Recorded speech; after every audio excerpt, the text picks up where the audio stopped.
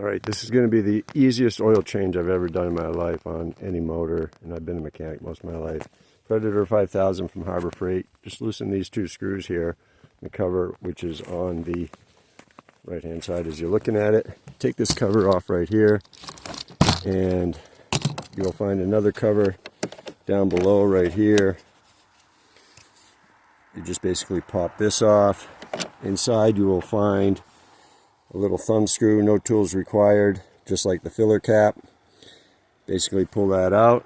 Goes into a little drip pan, which is really nice. Drips down into my bucket.